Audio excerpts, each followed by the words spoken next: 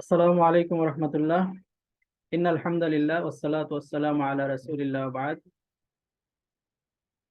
আহ, সুপ্রিয় ভাই ও বোনেরা এবং অন্যান্য যারা শুনছেন, আমরা মাহে রমজান আমাদের সমাগত। আমরা আবারও পবিত্র মাহে রমজান পেতে যাচ্ছি। এজন্য আমরা সবাই শুকরিয়া আদায় করি, আলহামদুলিল্লাহ। আমাদের এরকম অনেক লোক আছে যারা গত বছর এই সময় আমাদের সাথে ছিলেন, কিন্তু এবছর রমজান আসার আগেই তারা পৃথিবী থেকে বিদায় নিয়েছেন এবং তারা আর কখনো ফিরে আসবেন না।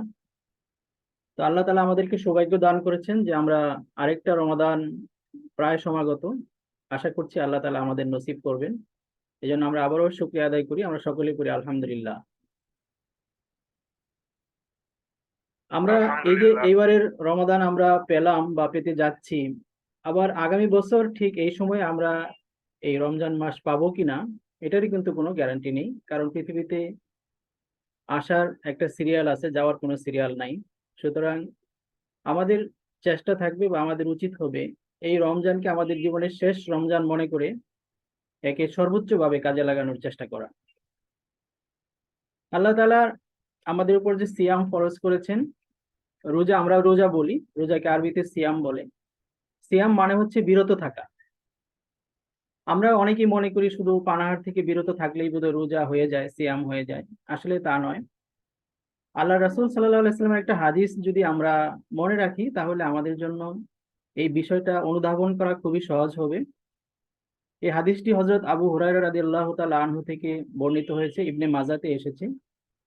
সেখানে আল্লাহ রাসূল সাল্লাল্লাহু আলাইহি ওয়াসাল্লাম বলছেন, রুব্বা সাইমিন লাইসা লাহু মিন সিয়ামিহি ইল্লাল জু ওয়া রুব্বা কাইমিন লাইসা লাহু মিন কিয়ামিহি ইল্লাস সাহর। যে আল্লাহ তাআলা বলছেন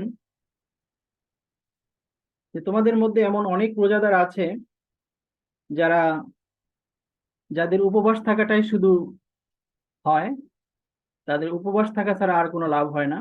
আর তোমাদের মধ্যে এমন অনেক রাত্রি জাগরণকারী আছে যারা রাত জেগে ইবাদত করে, কিন্তু রাত জাগা ছাড়া তাদের আর কোনো ফল হয় না। তাহলে বোঝা গেল যে শুধু উপবাস থাকলেই বা শুধু পানাহার থেকে সারাদিন বিরত থাকলেই রোজা হয় না। তাহলে রোজা আরো কিছু উপবাস প্লাস উপবাসের সাথে আরো কিছু বিষয় আছে যেগুলো থেকেও বিরত থাকতে হয়। সেগুলো কি? আল্লাহ রাসূল সাল্লাল্লাহু আলাইহি সাল্লাম বুখারী শরীফের আরেকটি হাদিসে বর্ণনা করেছেন, সেটা হযরত আবু হুরায়রা রাদিয়াল্লাহু তাআলা আনহু থেকে এই হাদিসটিও বর্ণিত।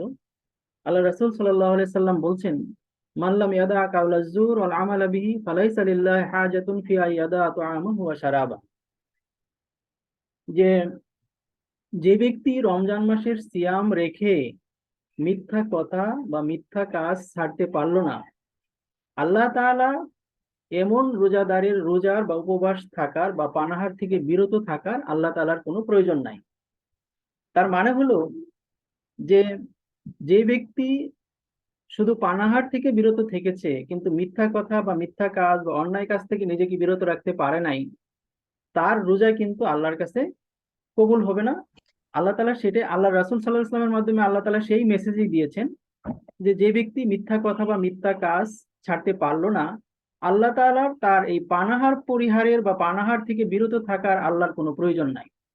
সুতরাং বোঝা গেল যে সিয়াম মানে বিরত থাকা, শুধু পানাহার থেকে বিরত থাকা নয়, বরং যাবতীয় অন্যায় কাজ থেকে বিরত থাকা, অন্যায় আচরণ থেকে বিরত থাকা, মিথ্যা কথা মিথ্যা বলা বা আরো যত অন্যায় আছে সবকিছু থেকে বিরত থাকাই হচ্ছে সিয়াম। এই যে আমরা আমাদের জীবনে অনেকেই আমার বয়সী যারা আছে তারা আমাদের জীবনে 25-30 বার রোজা পেয়েছি, বা আমার বয়স আমার চেয়ে যারা বয়স্ক আছেন তারা জীবনে 40-50 বার রোজা পেয়েছেন, রমজান মাস পেয়েছেন, বা আমার কম বয়সীরা আরো কম পেয়েছেন। এই যে আমরা প্রতি বছর রোজা রাখছি বা প্রতি বছর এই যে রমজান মাস আসছে আর যাচ্ছে, আমাদের মধ্যে পরিবর্তন হচ্ছে না, তার মানে হচ্ছে এটা যে রোজার হক আদায় করে হয়তো আমরা সেই রোজাটা রাখতে পারছি না। এই জন্যই আমাদের রোজার মাধ্যমে যে পরিবর্তনটা আসা দরকার। আল্লাহ তাআলা রোজার যে উদ্দেশ্য বলেছেন যে যেন তোমরা তাকওয়া অর্জন করতে পারো, তাকওয়া মানে হচ্ছে, সহজ ভাষায় যদি বলি, তাকওয়া মানে হচ্ছে আল্লাহ তাআলা যেটা অপছন্দ করেন সেরকম কাজ থেকে বিরত থাকা, আল্লাহ তাআলা যা পছন্দ করেন সেরকম কাজ করা। তাহলে মুসলমানদের যে এই যে চারিত্রিক পরিবর্তনটা হচ্ছে না, তার মানে এই যে প্রতি বছর রোজা আসছে আর যাচ্ছে কিন্তু রোজার হক আমরা আদায় করতে পারছি না। দেখবেন পৃথিবীতে যে যত গুরুত্বপূর্ণ কাজ করুক তার প্রস্তুতিটা তত বেশি হয়। সাধারণ একটা টার্ম, ফার্স্ট টার্ম পরীক্ষায় একজন ছাত্র যেরকম প্রিপারেশন নেয়, ফাইনাল পরীক্ষায় তার চেয়ে অনেক বেশি প্রিপারেশন নেয়। আবার সেটা যদি বৃত্তি পরীক্ষা হয় বা প্রতিযোগিতামূলক ইন্টারন্যাশনাল কোনো পরীক্ষা হয়, তাহলে তার প্রস্তুতিটা আরো বেশি থাকে। তার মানে কি, মানুষ যেই কাজটাকে যত বেশি গুরুত্ব দেয় সেই কাজটার জন্য তত বেশি প্রস্তুতি নেয়, তত গুরুত্ব দেয়, এবং সেই গুরুত্বের সাথে তার প্রস্তুতির মাপটাও বাড়তে থাকে। যেই কাজে সে যত গুরুত্ব দেয় তার জন্য সে ততটুকু বেশি প্রস্তুতি নেয়।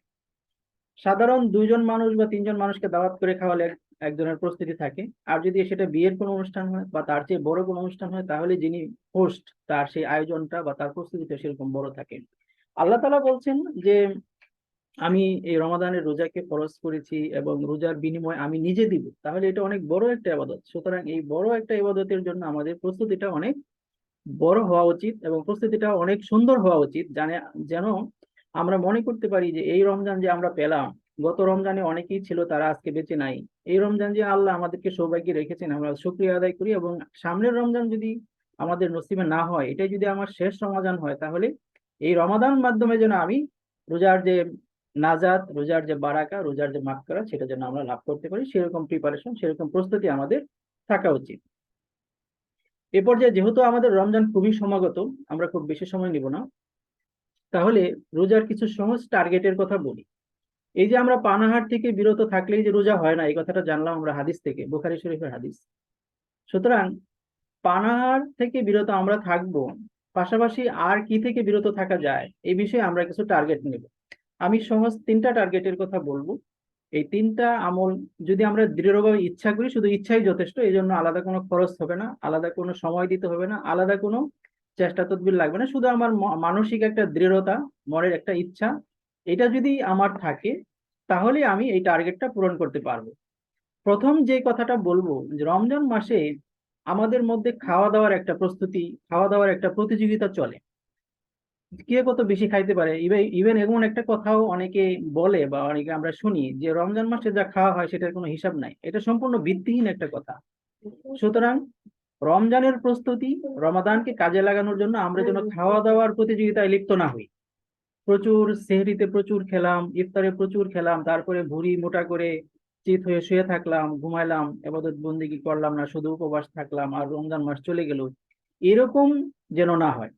তাহলে প্রথম পয়েন্টটা হচ্ছে যে খাওয়া দাওয়ার প্রতিযোগিতা নয়, বরং নেক আমলের প্রতিযোগিতা। এটা আমরা ইচ্ছা করবো বা এটা আমরা নিয়ত করবো যে এই রমজানটা কমপক্ষে আমি খাওয়া দাওয়া কমিয়ে দিয়ে আমি নেক আমলের প্রতিযোগিতা করব। আল্লাহ তাআলা যেটা বলেছেন সূরা আল ইমরানের 133 নম্বর আয়াতে, আল্লাহ বলছেন ওয়াসারিউ ইলা মাগফিরাতিম মির রাব্বিকুম ওয়া জান্নাতিন আরদুহাস সামাওয়াতু ওয়াল আরদ, যে তোমরা প্রতিযোগিতা করো আল্লাহর ক্ষমার দিকে, তোমার রবের ক্ষমার দিকে, এবং সেই জান্নাতের দিকে যে জান্নাতের প্রশস্ততা বা আয়তন হচ্ছে এই পৃথিবী এবং আসমানের সমান। আল্লাহু আকবার। আর এই জান্নাতটা আল্লাহ কাদের জন্য ওয়াদা করেছেন, কাদেরকে প্রতিশ্রুতি দিয়েছেন, সেটা আল্লাহ বলছেন উইদ্দাত লিল মুত্তাকিন, সেটা পাবে মুত্তাকিরা। আবার রমাদানের রোজা যে আয়াতের দ্বারা ফরজ করা হয়েছে কুতিবা আলাইকুমুস সিয়াম, সেই আয়াতের শেষে বলা হচ্ছে লাআল্লাকুম তাত্তাকুন, যেন তোমরা মুত্তাকি হতে পারো। তাহলে খেয়াল করেন যে মুত্তাকি আল্লাহ তাআলা বানাতে চান রমাদানের রোজার মাধ্যমে, আর মুত্তাকিদের জন্য আল্লাহ তাআলা ওয়াদা করেছেন, প্রতিশ্রুতি দিয়েছেন কি, উইদ্দাত লিল মুত্তাকিন। এই যে প্রতিশ্রুতিটা দিয়েছেন সেটা হচ্ছে এমন জান্নাত যেই জান্নাতের আয়তন হচ্ছে পৃথিবী এবং আকাশের সমান। সুতরাং সেই জান্নাতের দিকে, সেই রবের দিকে প্রতিযোগিতা করতে বলা হয়েছে, খাওয়া দাওয়ার প্রতিযোগিতার কথা কোথাও বলা হয় না। Number one. নাম্বার টু হচ্ছে আমরা আমাদের ছোট বড় সবাই আজকাল ফেসবুক, ইউটিউব ইত্যাদিতে খুব আসক্ত। আমি দেখি যে আমার কলিগ যারা আছেন বা আমার পরিচিত যারা আছেন, সময় পেলেই মোবাইলে সময় কাটান। আমরা যদি এই রমজান মাসে এই নিয়ত করতে পারি, এটা আমার ইচ্ছাই যথেষ্ট যে আমি ফেসবুক ইউটিউবে সময় কম দিব। আপনারা শুনে হয়তো কেমন লাগবে জানি না, আমি কিন্তু এই কাজটা করেছি। আমি আমার মোবাইল থেকে ফেসবুক অ্যাপসটা ডিলিট করে দিয়েছি। আমার মোবাইলে ফেসবুকের কোনো অ্যাপস নাই। তার মানে ফেসবুকের যে উপকারিতা হয়তো কিছুটা আছে, কিছু খবর জানা যায় বা কিছু উপকারিতা হয়তো থাকতেও পারে, কিন্তু এর অপকারিতাটা অনেক বেশি। এটা চিন্তা করে আমি আমার ফেসবুক ডিলিট করে দিয়েছি। তো এই রমজানে যদি আমরা চেষ্টা করতে পারি যে এই এই রমজানে কমপক্ষে আমার ফেসবুক অ্যাপসটা ডিলিট থাকবে, এই রমজানে আমি কোনো ফেসবুকে সময় দিব না, এটুকু যদি আমি নিয়ত করতে পারি, এই জন্য আমার মনের ইচ্ছাটাই যথেষ্ট, আলাদা কোনো খরচ, আলাদা কোনো সময় লাগবে না। ইউটিউবে অনেক সময় আমরা এটা একটা পক্ষে যুক্তি দেখাই যে ইউটিউবে আমি কিছু ওয়াজ শুনবো, ইউটিউবে আমি ভালো কথা শুনবো, অথবা কোরআন তেলাওয়াত শুনবো, সূরা মুখস্থ করবো, ইত্যাদি ইত্যাদি কিছু ভালো ভালো যুক্তি আমাদের সামনে আসে। কিন্তু আমি যদি নিরপেক্ষ দৃষ্টিতে চিন্তা করি যে আসলে কি ইউটিউবে আমি যখন ওয়াজ শুনতে ঢুকি তখন কি ওয়াজের পাশাপাশি আমি অন্য কিছু দেখি কিনা, এবং অন্য কিছু যখন দেখি তখন আমার ওয়াজের সময়ের চেয়ে অন্য কিছু দেখার সময়টা বেশি হয় কিনা, যদি তাই হয় তাহলে আমার এখানে উপকারের চেয়ে অপকার বেশি হচ্ছে। সুতরাং আমরা সোশ্যাল মিডিয়া, ফেসবুক, ইউটিউব এগুলোতে সময় কম দিব, এবং এই রমজানে আমরা এটা সংযমটা অভ্যাস করব, যেন আমাদের এই রমাদানের এই সময়টা পুরাটা আমরা কাজে লাগাতে পারি, আমাদের রমজানটা যেন সার্থক হয়, এই জিনিসটা যেন আমরা সবাই খেয়াল করি। নেক্সট আমরা আরেকটা জিনিস আমাদের সবার দৃষ্টি আকর্ষণ করব, সেটা হচ্ছে যে মার্কেটিং। ঈদের একটা কেনাকাটা, এটা আমরা সবাই ব্যস্ত হয়ে পড়ি। বিশেষ করে দেখেন, আল্লাহ তাআলা রাসূল সাল্লাল্লাহু আলাইহি সাল্লাম বলছেন যে তোমরা রমজানের শেষ দশকে শবে কদর তালাশ করো। আর শবে কদর হচ্ছে এমন একটা রাত্রি যেটা হাজার মাসের চেয়ে উত্তম। আর সেই শেষ দশকে কিন্তু মার্কেটিং এর একটা ধুম পড়ে যায়। সুতরাং আমরা যদি এটা এবার নিয়ত করি যে মার্কেটিং এ আমরা বেশি সময় নষ্ট করব না, সোশ্যাল মিডিয়ায় সময় নষ্ট করবো, এই জন্য আমাদের ইচ্ছাই যথেষ্ট, আমাদের রমাদানটা আশা করি ভালোভাবে কাজে লাগাতে পারবো। 3 নম্বর আরেকটা পয়েন্ট আমি বলবো যেটা বর্জনীয়, আমাদের ইচ্ছা শক্তি যথেষ্ট, এটা আমাদের সবার মধ্যে আছে, আমি নিজের সহ। আজকে এই কথা বলার উদ্দেশ্য এটাও একটা যে আমার নিজের মধ্যেও যেন আমার এই আমলটা আসে, আমি যেন সেই আমলটা করতে পারি। সেটা হচ্ছে যে এই রমাদানে কমপক্ষে আমরা একটা নিয়ত করব, একটা দৃঢ় ইচ্ছা করব যে আমরা কারো গীবত করব না, কারো গীবত শুনবো না। গীবত হচ্ছে এমন একটা জিনিস, আল্লাহ, এটা আমরা সবাই জানি। এই সম্পর্কে যে কাউকে বলতে দিলে বলতে পারবে যে গীবত সম্পর্কে আপনি কিছু বলেন, সবাই জানে যে এটা হলো মৃত ভাইয়ের গোশত খাওয়ার মতো। এই যে আমরা মুখে মুখে বলছি যে গীবত একটা জঘন্য পাপ, তাহলে সেই গীবত কিন্তু আমরা ছাড়তে পারছি না। গীবত যখন কোথাও হয় সেটাও আমরা শুনি, আমরা নিজেরাও এবং পরচর্চা করি, গীবত করি। আমি যদি এই রমাদানে এটা একটা টার্গেট নেই, একটা ছোট টার্গেট, যে কমপক্ষে এই রমজান মাসটা আমি গীবতহীন ভাবে কাটাবো, তাহলে আমি প্র্যাকটিস করে দেখতে পারি যে আমার জীবনটা পরিবর্তিত হয় কিনা। দেখেন, এই হাদিসটা আমরা সবাই জানি, রমজানের রোজা হচ্ছে ডাল স্বরূপ। কিন্তু এই হাদিসটা বোধহয় আমরা জানি না যে আল্লাহ রাসূল কিন্তু একটা হুঁশিয়ারি উচ্চারণ করেছেন যে তোমরা এই যে রমজানটা তোমাদের জন্য ডাল স্বরূপ, এই ডালটা যেন ছিদ্র না হয়। এটা কিন্তু একটা হাদিস আছে। এটা হচ্ছে হযরত উবাইদা ইবনে সামিত রাদিয়াল্লাহু তাআলা আনহু, সরি, আবু উবাইদা রাদিয়াল্লাহু তাআলা আনহু, উনি বলছেন যে আমি রাসূলুল্লাহ সাল্লাল্লাহু আলাইহি ওয়াসাল্লামকে বলতে শুনেছি। তিনি কি বলেছেন? আস-সাওমু জুন্নাতুন, যে সাওম বা সিয়াম হচ্ছে ঢাল স্বরূপ, মা লাম ইয়াখরিকহা। এরপরে তিনি হুঁশিয়ারি উচ্চারণ করেছেন যে এই ঢাল যেন ছিদ্র না হয়। তখন অন্য বর্ণনায় আসছে, সাহাবাগণ এটা জানতে চাইলেন যে হে আল্লাহ রাসূল, বিমা ইয়াখরিকুহা, যে এই ডাল আবার ছিদ্র হয় কিভাবে? তখন আল্লাহ রাসূল যে কথাটা বলেছিলেন, এটা আমাদের মনে রাখা উচিত। তিনি বলেছিলেন বিকিসবিন আও গীওয়াতিন, যে এই ঢাল ছিদ্র হয়ে যায় মিথ্যা দ্বারা এবং গীবত দ্বারা। নাউজুবিল্লাহি মিন জালিম। সুতরাং এই যে রমজানকে আমরা ঢাল বলছি, রমজান কিসের ঢাল? রমজান হচ্ছে শত্রুর আক্রমণ থেকে যেমন ঢাল ব্যবহার করা হয়, তেমন শয়তানের আক্রমণ থেকে নিজেকে রক্ষা করার ঢাল স্বরূপ হচ্ছে রমজানের রোজা বা রমজানের সিয়াম। এই যে আমাদের মনে প্রশ্ন জাগে যে মানুষ এত রোজা রাখে, মানুষ এত ইবাদত করে, তারপরে মানুষ পরিবর্তন হয় না কেন? শয়তান কিভাবে তাকে আকৃষ্ট করে তোলে, শয়তান কিভাবে তাকে ধোঁকায় ফেলে দেয়? এর উত্তর হচ্ছে এখানে, যে আমি রমজানের রোজা রাখছি, রমজানের রোজা আমার শয়তান থেকে ঢাল স্বরূপ ব্যবহার হওয়ার কথা, শয়তানের আক্রমণ থেকে যে ঢাল দ্বারা আমি নিজেকে রক্ষা করব। কিন্তু সেই ঢাল যদি ছিদ্র হয়, সেই ঢাল যদি ভাঙ্গা হয়, একটা ভাঙ্গা ডাল বা একটা ছিদ্র ঢাল যেমন শত্রুর আক্রমণ থেকে, শত্রুর তরবারির আঘাত থেকে আমাকে রক্ষা করতে পারে না, তেমনি রমজানের রোজা রেখে আমি যদি মিথ্যা বলি, মিথ্যা চর্চা করি, আমি যদি গীবত করি, তাহলে সেই রমজানের রোজাও ডাল হিসাবে আমাকে শয়তানের হাত থেকে রক্ষা করতে পারবে না। তাহলে আমি 3টা বর্জনীয় আমলের কথা বললাম। আমরা যদি এই 3টা আমল বর্জন করতে পারি, প্রথম কথা বললাম যে বেশি বেশি খাওয়ার প্রতিযোগিতা, এটা বাদ দিতে হবে। দ্বিতীয় কথা বললাম যে ফেসবুক, ইউটিউব, সোশ্যাল মিডিয়া এগুলোতে সময় কম দিতে হবে, মার্কেটিং এ সময় কম দিতে হবে। আরেকটা কঠিন নিয়ত করতে হবে যে এই রমজানের শুরু থেকে শেষ পর্যন্ত কমপক্ষে আমি কারো গীবত করব না, আর যেখানে গীবত চর্চা হয় সেখানে আমি থাকবো না, সেই গীবত আমি শুনবো না। এটা যদি আমি নিজেকে সহ আবার বলি, আমি নিজেকে সহ আল্লাহ তাআলা যেন আমাদের এই আমলগুলো করার তৌফিক দেন, আমি সেই তৌফিকটা কামনা করছি। এবার আমরা রমজানের সহজ কিছু আমলের কথা বলবো, হুম। যেসব আমলের মাধ্যমে আমরা দুনিয়া এবং আখিরাতে অভূতপূর্ব কল্যাণ লাভ করতে পারবো। যে আমলগুলোর ভিতরে আমলগুলো সম্পর্কে আমাদের মধ্যে অলসতা আছে, যথেষ্ট অলসতা আছে। আমরা যদি মাহে রমজানকে কাজে লাগাতে চাই, রমজানের পরিপূর্ণ রহমত, বরকত এবং ফজিলত হাসিল করতে চাই, এই রমজান মাসকে আমরা এই আমলগুলোর জন্য কাজে লাগাতে পারি, মনোযোগী হতে পারি। প্রথম যে কথাটা বলবো, আমরা যারা পুরুষ আছি, পুরুষরা আমরা সালাতের জামাত ছাড়বো না, এটা নিয়ত করে ফেলি। রমজান মাস হচ্ছে প্রশিক্ষণের মাস।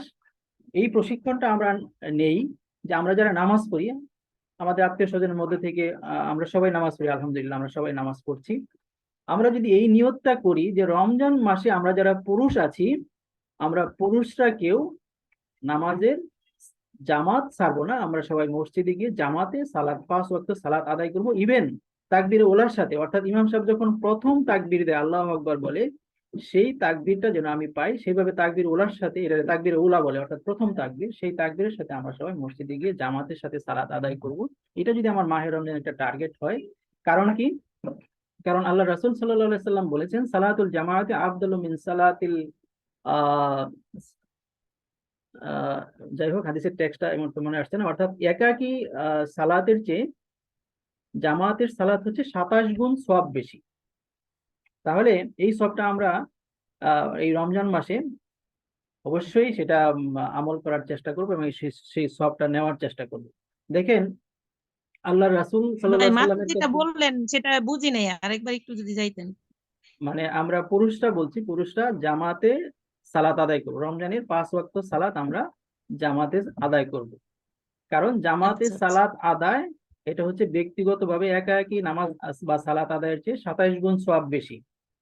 নেক্সট, আমরা আল্লাহ রাসূলের মানে জামাতে, পুরুষদের জামাতে সালাতটা কত গুরুত্বপূর্ণ, এটা একটা আমরা হাদিস থেকে দেখতে পারি। আল্লাহ রাসূল সাল্লাল্লাহু আলাইহি সাল্লামের কাছে এক অন্ধ সাহাবী এসে বলেছিলেন যে, ইয়া রাসূলুল্লাহ, আমার এমন কেউ নেই যে আমাকে মসজিদে পৌঁছে দিবে। তো সে এই কথা বলে আল্লাহ রাসূলের কাছে বললো, তাইলে কি আমি আমার বাড়িতে নামাজ আদায় করতে পারবো? আল্লাহ রাসূল সাল্লাল্লাহু আলাইহি সাল্লাম তাকে, আল্লাহ রাসূল ছিলেন দয়ার সাগর, বলেন যে হ্যাঁ, আমার সাহাবী খুব কষ্ট পায়, অন্ধ লোক। তিনি তাকে অনুমতি দিচ্ছেন। অনুমতি দেওয়ার পরে এই অন্ধ লোকটা আল্লাহ রাসূলের কাছ থেকে অনুমতি পেয়ে তার বাড়ির দিকে চলে যাচ্ছেন। আল্লাহ রাসূল তাকে আবার ডাকছেন। ডাকে কি বলতেছেন জানেন? বলতেছেন, হাল তাসমাউ নিদা বিসসালাহ। বলতেছে, আচ্ছা, তুমি যে আমার কাছ থেকে এই যে মসজিদে না আসার একটা অনুমতি নিলা, তুমি কি নামাজের আজান শুনতে পাও? তোমার বাড়ি থেকে কি আজান শোনা যায়? তখন এই লোকটা বললো, কালা না। লোকটা বললো, হ্যাঁ, আমি তো আজান শুনি আল্লাহ রাসূল। তখন আল্লাহ রাসূল কি বলছিল? আল্লাহ রাসূল বললেন, ফাজিব, সুতরাং তোমার মসজিদে উপস্থিতি হতে হবে, তোমার মুক্তি নাই। জামাত থেকে তোমাকে, এই জামাতে হাজির হওয়া থেকে তোমাকে আমি অনুমতি দিতে পারলাম না, হাজির থেকে বিরত থাকা বা না জামাতে না আসার ব্যাপারে তোমাকে অনুমতি দিতে পারলাম না। তোমার এই আজানের জবাব দিতে হবে। জবাব দিতে হবে মানে তোমাকে এই কার্যত আজানের জবাব দিতে হবে। আজানের জবাব দুই রকম, একটা হচ্ছে মুখে মুখে জবাব, যখন মানে মুয়াজ্জিন যা বলে সেটা মুখে মুখে বলা, আর একটা হচ্ছে কার্যত জবাব, অর্থাৎ মুয়াজ্জিন যেহেতু বলতেছে যে হাইয়া আলাস সালাহ, তুমি নামাজের দিকে আসো, হাইয়া আলাল ফালাহ, কল্যাণের দিকে আসো, তাহলে আমাকে ওখানে মসজিদে গিয়ে তার এই জবাবটা দিতে হবে যে হ্যাঁ, আমি উপস্থিত, আমি চলে আসছি। তাহলে দেখেন, আল্লাহ রাসূল একজন অন্ধ সাহাবী, তাকেও কিন্তু আল্লাহ রাসূল এই জামাতে হাজির হওয়া থেকে মুক্তি দেন নাই, তাকে অনুমতি দেন নাই। আর মহিলাদের ব্যাপারে বলবো যে মহিলারা আমরা নিয়ত করি যে আমরা এই মাহে রমজানে প্রত্যেক ফরজ সালাত ওয়াক্ত মতো, অর্থাৎ আউয়াল ওয়াক্তে আমরা আদায় করে ফেলবো, নামাজের ব্যাপারে আমরা কোনো গাফিলতি করব না। এটা হচ্ছে পুরুষদের ব্যাপারে বললাম যে পুরুষরা আমরা যারা আছি, আমরা 5 ওয়াক্ত সালাত এই মাহে রমজানে জামাতের সাথে আদায় করব, কারণ এক ওয়াক্ত নামাজ ব্যক্তিগতভাবে পড়ার চেয়ে জামাতে পড়ার 27 গুণ সওয়াব। আর আমরা যারা মহিলা আছি, আমাদের আত্মীয় স্বজনের মধ্যে থেকে এখানে যারা উপস্থিত আছেন, প্রত্যেকে আমরা নিয়ত করি যে রোজার মাস আমরা জীবনে হ্যাঁ। আরেকটা পাবো কিনা জানি না, সুতরাং এই রমজানে আমি প্রত্যেক ফরজ সালাত আমি ওয়াক্ত মতো আদায় করব। ওয়াক্ত মতো আদায় করলে কি হবে? দেখেন, আল্লাহ রাসূলের কাছে আল্লাহ রাসূলের এক সাহাবী আব্দুল্লাহ ইবনে মাসউদ রাদিয়াল্লাহু তাআলা আনহু বললেন যে, হে আল্লাহর নবী, আমাকে এমন একটা আমলের কথা বলে দেন, যে আমলটা জান্নাতের অতি নিকটবর্তী, এমন একটা আমলের কথা বলে দেন। আম, আহ, তখন আল্লাহ রাসূল সাল্লাল্লাহু আলাইহি সাল্লাম বলেছিলেন, আসসালাতু লিওয়াক্তিহা, যে তুমি সময় মতো নামাজ আদায় করবে। তাহলে দেখেন ওয়াক্ত মতো নামাজ আদায়ের কত গুরুত্ব। সুতরাং পুরুষরা যে আমরা জামাতে যাব, আর মহিলা যারা আছে আমরা ওয়াক্ত মতো এই সালাদটা আদায়ের চেষ্টা করব। আরেকটা আমল অত্যন্ত গুরুত্বপূর্ণ, কিন্তু আমরা সামান্য একটু সময় দিলে বা সামান্য একটু মনের ইচ্ছা থাকলেই সেই অফুরন্ত সওয়াবটা হাসিল করতে পারি। আমলটার ব্যাপারে আল্লাহ রাসূল মানে কত শক্তভাবে বলেছেন। আল্লাহ রাসূলের একটা হাদিস হচ্ছে, লাউলা আশাক্কা আলা উম্মতি লা আমারতাহুম বিসওয়াক ইনদা কুল্লি সালাত, যে আমার উম্মতের জন্য যদি এটা কঠিন না হতো, আমি যদি এটা চিন্তা না করতাম যে এটা তাদের জন্য খুব কঠিন হবে, তাহলে আমি প্রত্যেক নামাজের সময় তাদেরকে মেসওয়াক করার নির্দেশ দিতাম। লা আমারতাহুম, এখানে যারা মাদ্রাসার ছাত্র আছেন তারা বলবেন যে এখানে লাম তাকিদ আছে, লা আমারতাহুম, আমি অবশ্যই তাদেরকে নির্দেশ দিতাম যে তোমরা প্রত্যেক নামাজে মিসওয়াক করবে। আমরা এটা খুব অবহেলা করি। এই সুন্নতটা আমরা কিন্তু ইচ্ছা করলে আমল করতে পারি আমরা, কারণ আমরা যদি যেখানে ওয়াশরুমে অজু করি সেই ওয়াশরুমে যদি একটা মিসওয়াক রেখে দিই, তাহলে আল্লাহ রাসূলের এই সুন্নতটা আমল হয়ে যায়। সেখানে আল্লাহ রাসূল যেখানে আল্লাহ রাসূল এত শক্তভাবে বললেন যে আমার উম্মতের জন্য যদি এটা কঠিন না হতো, তাহলে আমি প্রত্যেক নামাজের জন্য বা প্রত্যেক সালাতের সময় তাদেরকে মিসওয়াক করার নির্দেশ দিতাম। অন্য হাদিসে আল্লাহ রাসূল একই ভাষায় বলেছেন যে লাউলা আশুক্কা আলা উম্মতি লা আমারতাহুম বিসওয়াক মা কুল্লি উদুইন, যে আমার কাছে যদি এটা কঠিন মানে উম্মতের জন্য যদি কঠিন না হতো, তাহলে আমি প্রত্যেক ওযুর সময় তাদেরকে মিসওয়াক করার নির্দেশ দিতাম।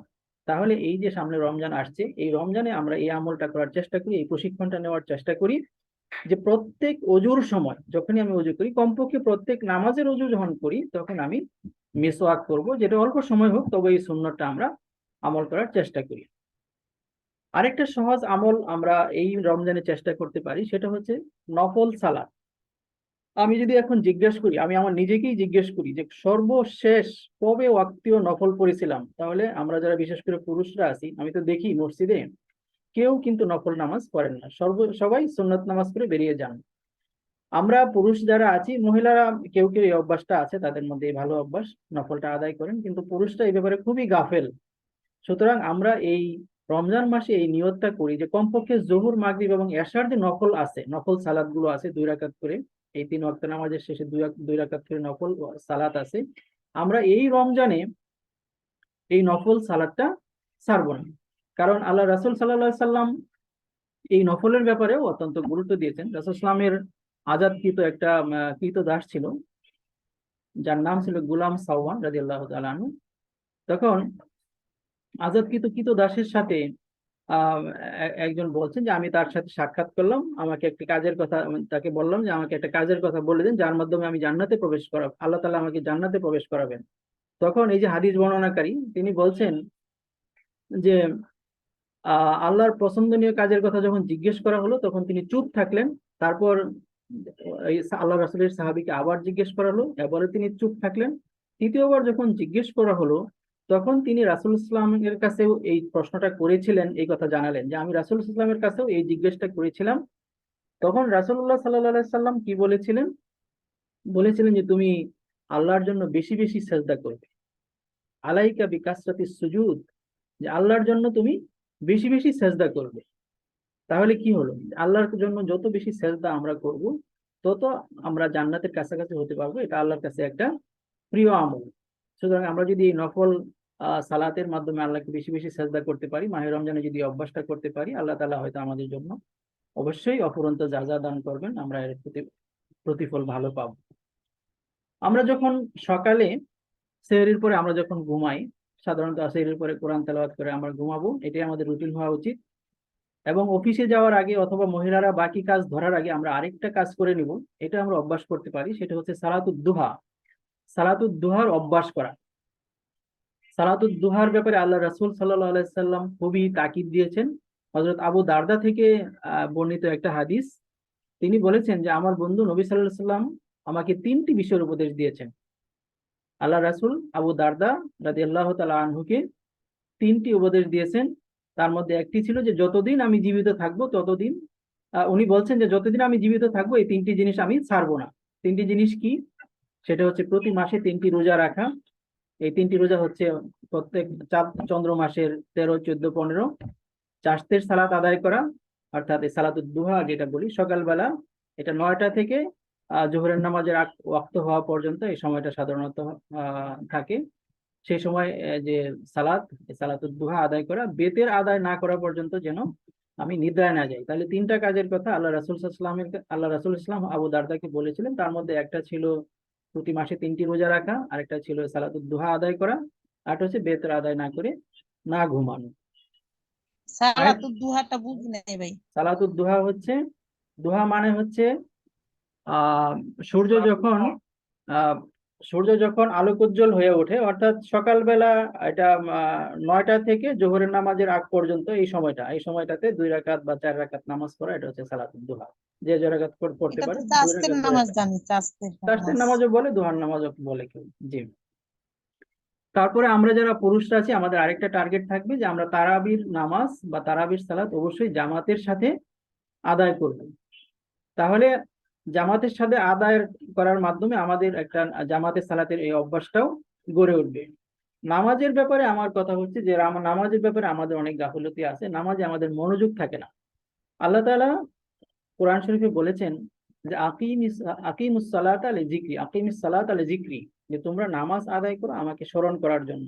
অথচ এমন নামাজ আমরা পড়ি যে নামাজে আমরা আমাদের অনেক সময়ই, প্রায় সময়ই আল্লাহর কথা মনেই আসে না। আমি যে নামাজে আছি, নামাজ কোন সূরা দিয়ে পড়তেছি, মানে কয় রাকাত নামাজ পড়লাম ইত্যাদি অনেক সময় মনে থাকে না। তার মানে হচ্ছে নামাজের আমাদের গাফিলতি আছে। এই গাফিলতি কাটানোর জন্য 2টা প্রধান উপায় আছে। আমি দুইটার মধ্যে আমি সকলের আমলের জন্য বলি। প্রথমটা হলো যে আমি নামাজে যেসব সূরা পড়ি, যেসব দোয়া পড়ি, এগুলোর অর্থ জানা। এটা হচ্ছে নাম্বার 1। আর নাম্বার 2 হচ্ছে যে গতানুগতিক যেসব সূরা আমাদের মুখস্থ আছে, এর বাইরে নতুন নতুন সূরা দিয়ে নামাজ পড়া, তাহলে কিন্তু নামাজে মনোযোগটা বাড়বে। এই রমজানে আমরা একটা টার্গেট করতে পারি যে কোরআন শরীফের কোন কোন ছোট ছোট সূরা আমরা মুখস্থ করব, এর একটা তালিকা তৈরি করতে পারি। এবং সেই তালিকা অনুযায়ী রমজানের প্রথম দিন থেকে শেষ দিন পর্যন্ত আমরা সেই চেষ্টাটা করতে পারি। আমি দেখেছি কেউ যদি টার্গেট নেয় এভাবে ছোট ছোট সূরা মুখস্থ করার, আমি নিজেও চেষ্টা করি, তাহলে দেখেছি যে সারা বছর, যে রমজানে যে সূরাগুলো মুখস্থ করলাম, সারা বছর নামাজের সময় আমি যদি সেগুলো চর্চা করি এবং সেই সূরা ফিল, সূরা কুরাইশ, সূরা মাউন, সূরা কাউসার, বা এই যে শেষের যে 10টা সূরা, এই 10টা সূরা পারতপক্ষে না পড়ে এই 10টার বাইরে নতুন যেসব সূরা আমরা মুখস্থ করবো, সেসব সূরা দিয়ে যদি আমরা নামাজ পড়ি, তাহলে কিন্তু নামাজের মনোযোগটা বাড়ে। আরেকটা কথা হলো যে আমরা অনেকেই এখানে আছি যারা অনেক বছর যাবত, অনেক দিন যাবত আমরা নামাজ পড়ছি, কিন্তু নামাজে যেসব দোয়া আমরা পাঠ করি, সেসব দোয়ার অর্থ আমরা জানি না। এভাবেই হয়তো অনেকে মৃত্যুর কোলে পর্যন্ত চলে যায়, হাত্তা জুরতুমুল মাকাবির, আল্লাহ যেটা বলেছেন যে তোমরা এরকম করতে করতে কবরে পৌঁছে যাও। কিন্তু আমি সারা জীবন নামাজ পড়লাম, সারা জীবন আল্লাহকে সেজদা দিলাম, আল্লাহকে সেজদা দেওয়ার সময় আমি কি বললাম, সেজদা থেকে বসে আমি কি বললাম, সূরা ফাতিহার মধ্যে আমি কি বললাম, সূরা ফাতিহার পরে যে সূরাটা আমি মিলাইলাম সেই সূরাটার মধ্যে আমি কি বললাম, আত্তাহিয়াতু যে আমি পড়লাম সেই আত্তাহিয়াতুর মধ্যে কি বললাম, ইত্যাদি কোনো কিছুই আমাদের অর্থটা জানা নাই। অর্থ না জানার কারণে নামাজে আমাদের মনোযোগও কম থাকে। আর মনোযোগ যখন কম থাকে, তখন সেই নামাজের কোনো মজা কিন্তু আমরা পাই না। এই যে আমরা বলি যে এবাদতে আমরা মজা পাই না, এবাদত করতে ইচ্ছা করে না, এবাদত করার জন্য মানে মনের থেকে আগ্রহ আসে না, এটার অন্যতম কারণ হচ্ছে যে এবাদত করতে হলে পাপাচার থেকে বিরত থাকতে হয়। এবাদতে মজা পেতে হলে নিজেকে অন্যায় কাজ থেকে বিরত রাখতে হয়। বাস আল্লাহ রাসূল আল্লাহ আল্লাহ তাআলা বলেছেন যে ইন্নাস সালাতা তানহা আনিল ফাহশাই ওয়াল মুনকার, নিশ্চয়ই নামাজ বা সালাত মানুষকে অন্যায় বা গর্হিত কাজ থেকে দূরে রাখে। তাহলে যেই নামাজ আমি পড়ছি, সেই নামাজের পাশাপাশি আমি যখন অন্যায় কাজও করছি, তখন আমার অন্তর কিন্তু মরে যাচ্ছে। আর অন্তর যখন মরে যায়, তখন সেই অন্তরে ভালো কাজ ভালো লাগে না। আল্লাহ রাসূল সাল্লাল্লাহু আলাইহি ওয়াসাল্লামের একটা হাদিস আমরা সব সময় যদি মনে রাখি, তাহলে আমরা বুঝতে পারবো যে আমরা কতটা মুমিন এবং কতটা ইমান ইমান আমার মধ্যে জাগ্রত আছে। আল্লাহ রাসূল সাল্লাল্লাহু আলাইহি ওয়াসাল্লাম বলেছেন যে ইজা সাররাতকা হাসানাতুকা ওয়া ইজা সাআতকা সাইয়্যাতুকা ফাআনতা মুমিন। খেয়াল করেন সবাই, এই হাদিসটা বলি আমরা শেষ করবো, আধা ঘন্টার বেশি হয়ে গেছে। সেটা হলো যে ইজা সাররাতকা হাসানাতুকা, যখন কোনো ভালো কাজ, যখন কোনো নেক আমল তোমাকে আনন্দ দেয়, ওয়াইজা সাআতকা সাইয়্যাতুকা, যখন কোনো হারাম কাজ বা যখন কোনো গর্হিত কাজ তোমাকে কষ্ট দেয়, ফাআনতা মুমিন। আশা করি সবাই বুঝতে পেরেছেন। আল্লাহ রাসূল বলেন যে তুমি তাহলে মুমিন। তার মানে হচ্ছে যে আমরা যেমন থার্মোমিটার দিয়ে জ্বর মাপি, বিভিন্ন যন্ত্র বের হয়েছে এখন বিভিন্ন কিছু মাপার, ঠিক মানুষের ইমানটাকে পরিমাপের জন্য আল্লাহ তাআলা একটা যন্ত্র দিয়েছেন, আল্লাহ রাসূল সাল্লাল্লাহু আলাইহি ওয়াসাল্লাম একটা যন্ত্রের কথা বলেছেন। সেই যন্ত্রটা কি? সেই যন্ত্রটা হচ্ছে যে যখন কোনো ভালো কাজ আমাকে আনন্দ দেয়, যখন কোনো মন্দ কাজ আমাকে কষ্ট দেয়, তখন আমি বুঝতে পারবো যে আমি ইমানের পথে আছি, আমার ইমান তাজা আছে। সুতরাং আমরা এই মাহে রমজানে আমাদের ইমানকে তাজা করার চেষ্টা করি, তাহলেই আমরা ইবাদতে মজা পাবো, তাহলে আমরা ইবাদতে আনন্দ পাবো। ইবাদত হচ্ছে এমন একটা জিনিস যেটা আল্লাহ তাআলা তৌফিক না দিলে হয় না।